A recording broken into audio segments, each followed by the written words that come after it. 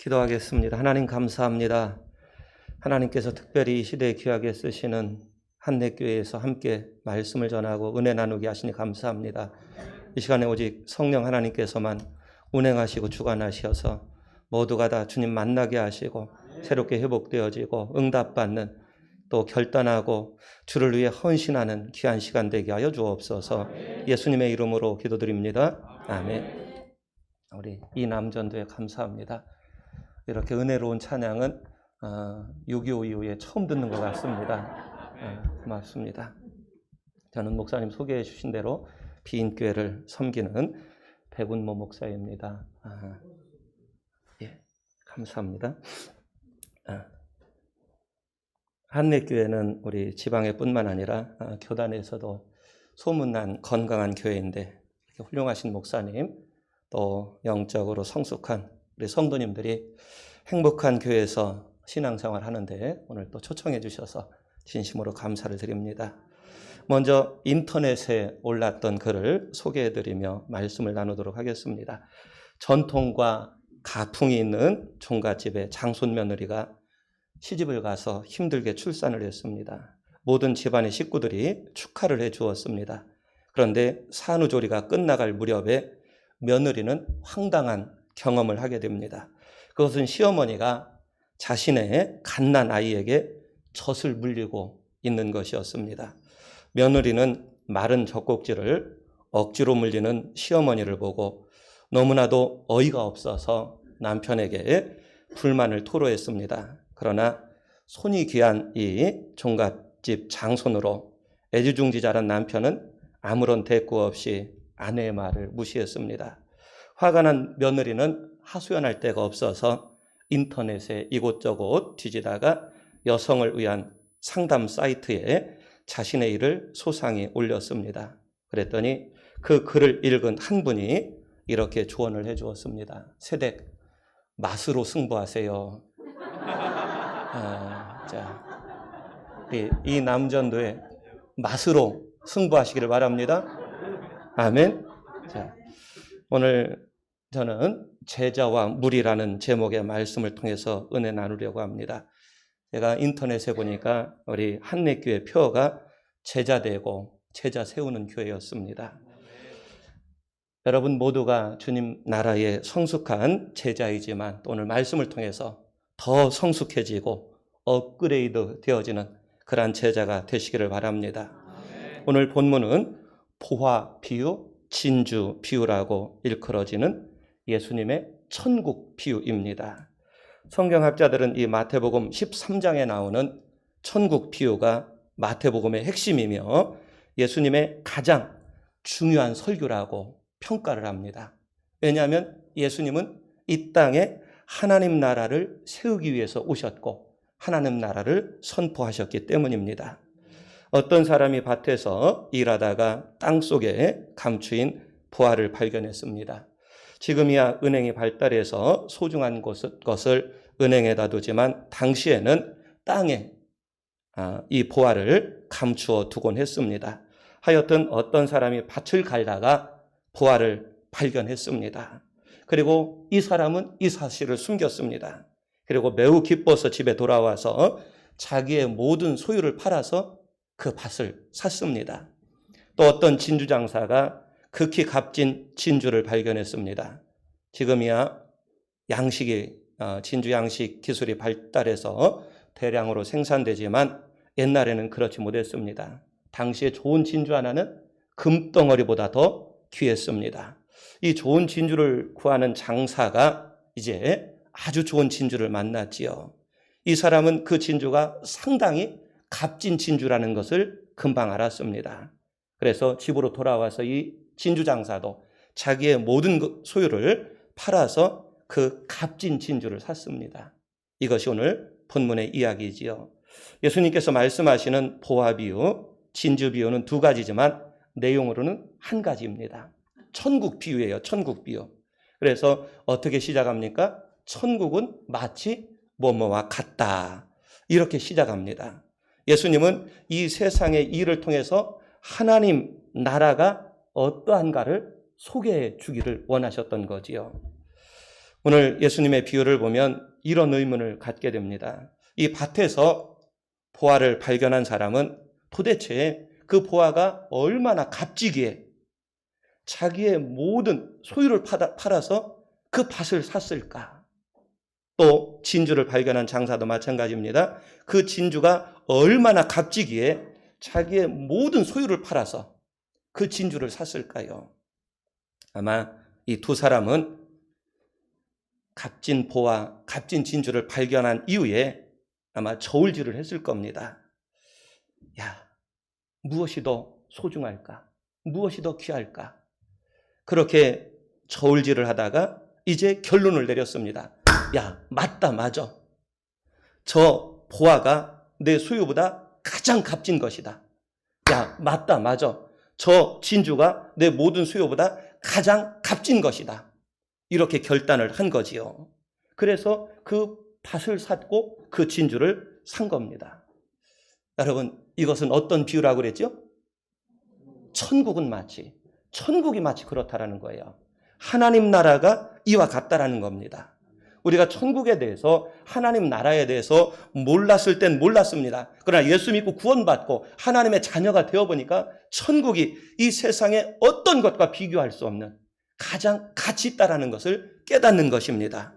내 모든 소유, 내 모든 것을 포기해서라도 이것만은 반드시 취해야 된다라는 거지요. 그것이 천국이고 그것이 하나님 나라입니다. 여러분, 사람들마다 나름대로 소중하게 여기며 살아가는 것이 있지요. 내가 볼 때 정말 중요한 것도 아닌데 어떤 사람들은 그것 아니면 죽고 못 사는 그러한 사람들이 있습니다. 또 어떤 사람은 내가 볼 때 아주 중요한데 저거 별거 아니다, 하찮게 보는 사람들이 종종 있습니다. 서로 중요하게 여기는 것이 달라서 그렇지요. 우리는 그것을 가치관이라고 합니다. 가치관은 말 그대로 내가 무엇을 중요하게 여기는지, 내가 무엇에 가치를 두고 사는가의 문제입니다. 그 가치관에 따라서 그러므로 사람의 인생이 바뀌고 달라질 수 있다는 거지요. 여러분, 우리가 예수님을 만나고 예수 믿으면 가장 먼저 일어나는 변화가 무엇입니까? 가치관의 변화입니다.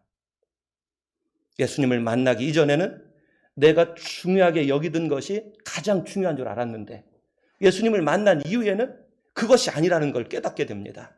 예수님이 가장 중요하게 여기는 것을 내가 중요하게 여기는 겁니다. 이러한 변화가 있는 거예요. 히브리서 11장 24절, 25절의 말씀을 보면 모세 이야기가 나오지요. 자, 한번 같이 읽어보겠습니다. 믿음으로 시작.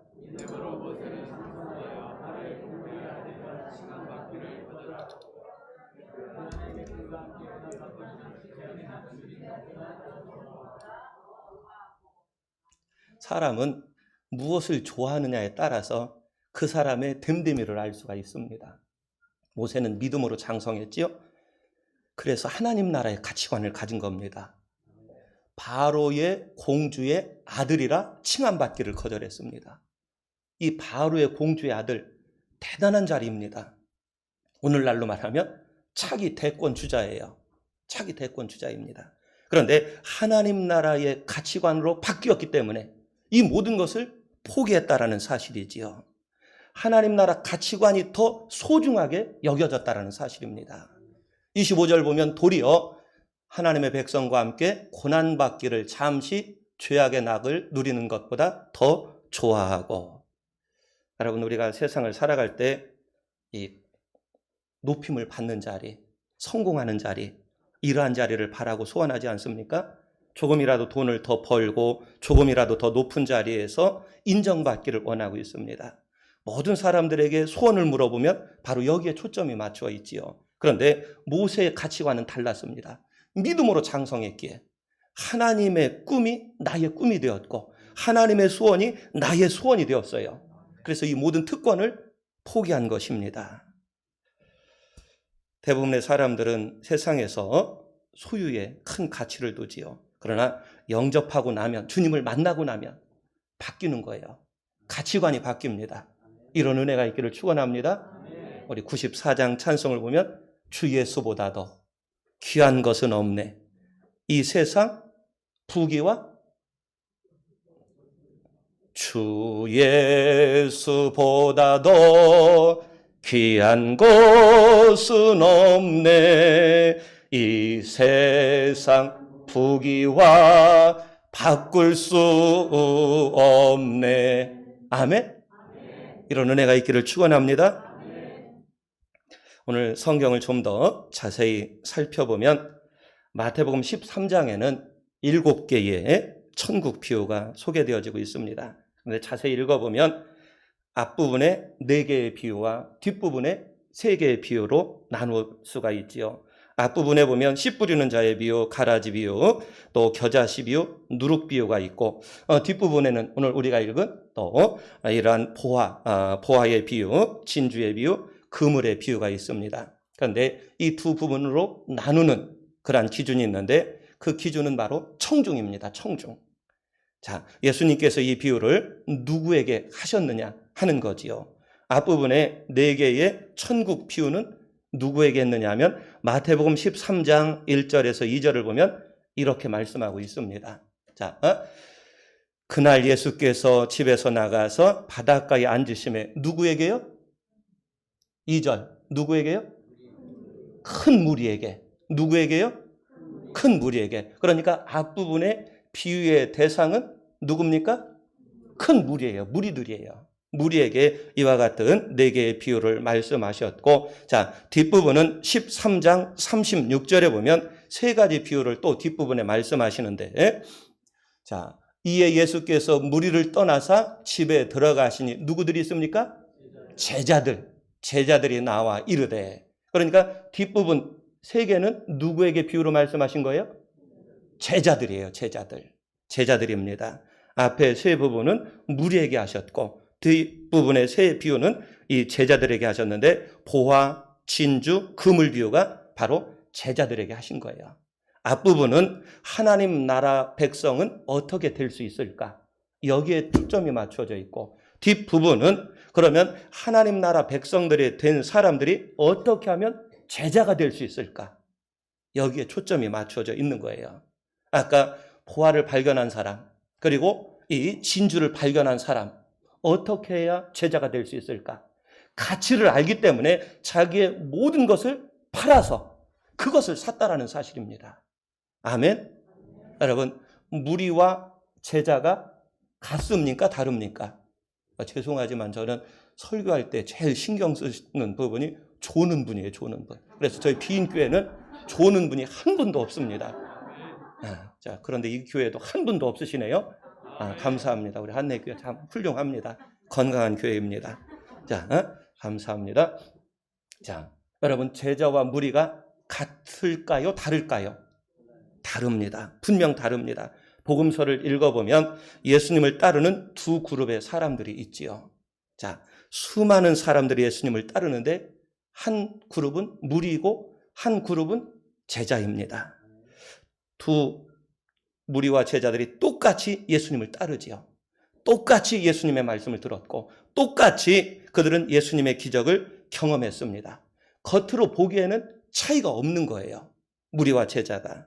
그런데 성경을 자세히 읽어보면 무리와 제자 사이에는 정말 엄청나게 다른 점이 있습니다.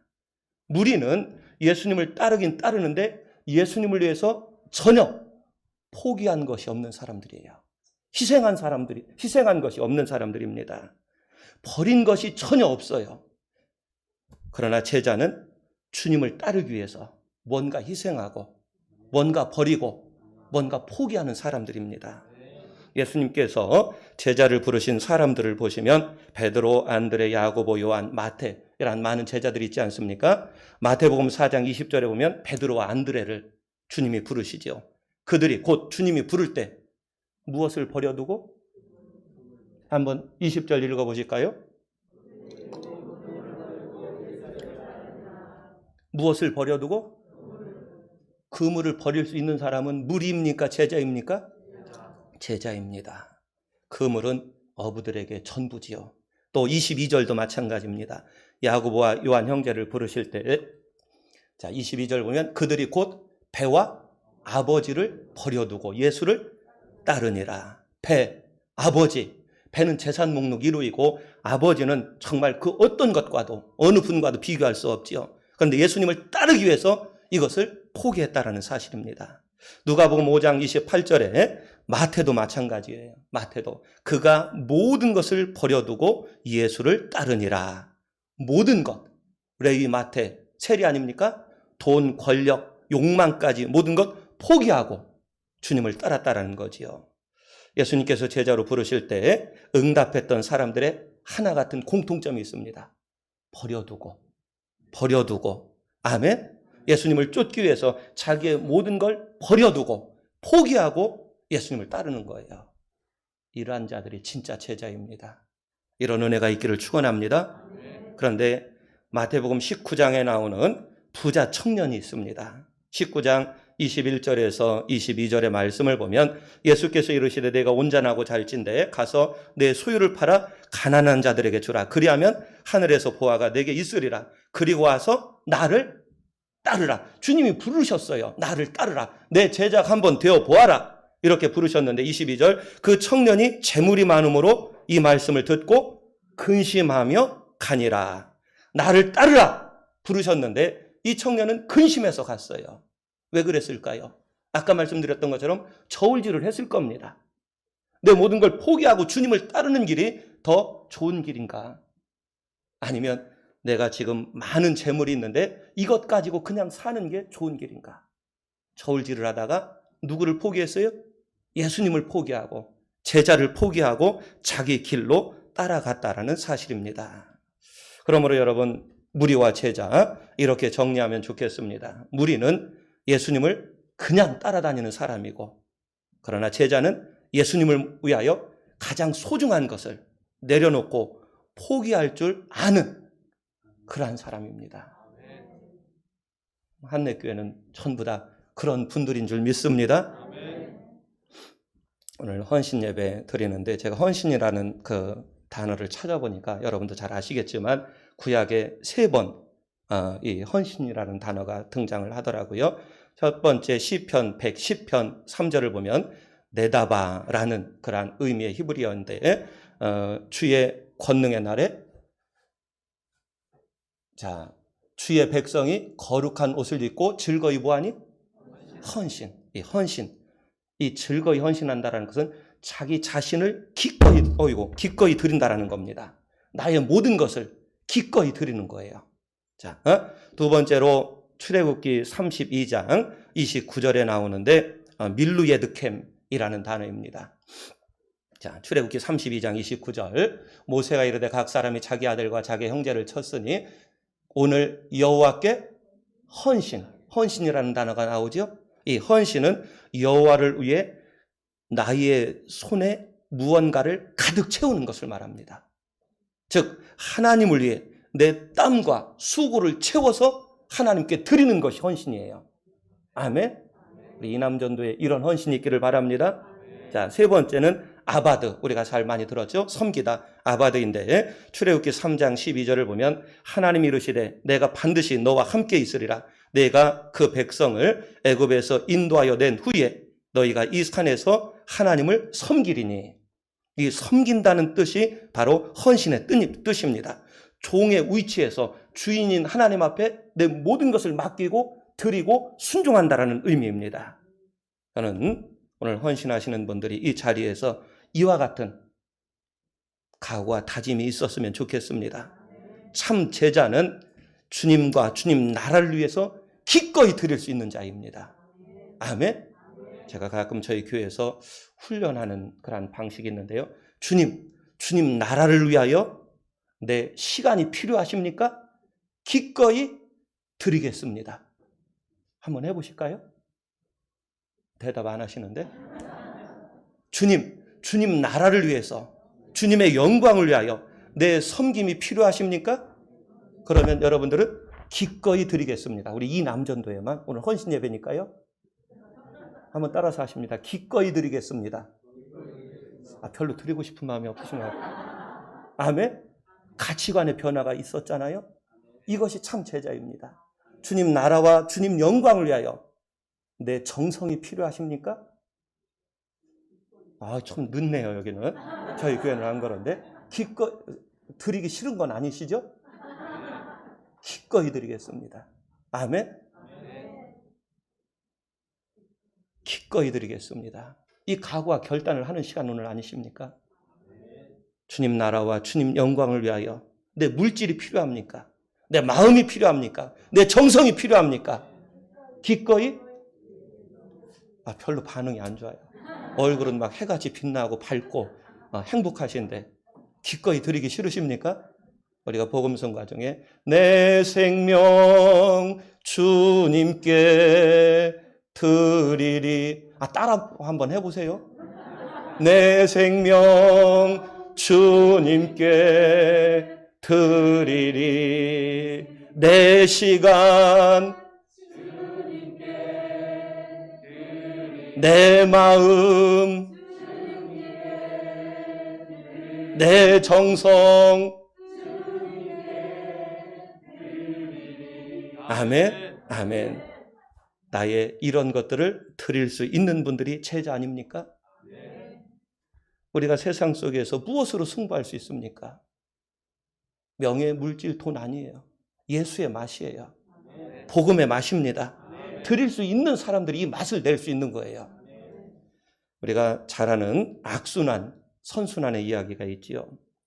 세상에서 바쁘게 살다 보니까 교회에서 함께 예배드리고 은혜 받는 자리에 참여하기가 참 어렵습니다. 은혜 받는 자리에 함께 못하니까 믿음이 떨어지지요.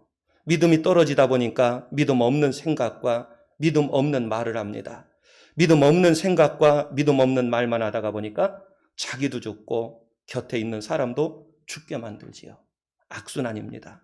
이 사람들은 예수님을 위해 버리는 것이 전혀 없는 사람, 무리들에 속합니다. 그러나 세상에서 힘들고 어렵지만 그럼에도 불구하고 어떻게 해서든지 성도들이 함께 은혜 받는 자리를 찾고 은혜 받는 자리에서 주님을 만나고 그래서 은혜 받고 믿음이 자라고 믿음이 자라다 보니까 믿음의 생각과 믿음의 말을 하게 되고 믿음의 생각과 믿음의 말을 하다 보니까 그 말과 삶 가운데 하나님의 능력과 표적이 나타납니다. 아주 좋은 선순환이죠. 제자들이 여기에 속합니다. 우리 이 남전도에 모두가 제자들이 되시기를 축원합니다. 헌신 예배를 통해 완전하게 하나님께 붙들리는 시간이에요. 결단하고 각오하는 시간이에요. 이 세상 어떤 것보다 하나님 나라의 가치를 두고 거기에 집중하고 나아갈 수 있기를 축원을 드립니다. 이 세상의 어떤 것들보다 예수님이 나의 가장 소중한 분임을 깨닫고 이 예수님으로 그 맛으로 승부할 수 있기를 바랍니다. 우리는 때때로 부족하고 연약하지요. 그러나 사람의 힘으로는 되지 않습니다. 날마다 성령님께 도움을 구하시기를 바랍니다. 다윗이 성전을 지으려고 마음만 먹었을 때에도 하나님께서 기뻐하시고 모든 은혜와 능력을 공급해 주셨습니다. 우리가 주님을 기쁘시게 해드리려고 제자의 길을 가려고 마음만 먹어도 성령께서 우리를 붙잡아 주시고 이끌어 주실 줄로 믿습니다. 우리 한내교회 성도님들은 앞으로 더 성숙하고 신실한 제자가 되어서 열방을 제자 삼고 나가는 정말 건강한 교회, 행복한 교회가 되기를 주님의 이름으로 축원합니다. 축원합니다.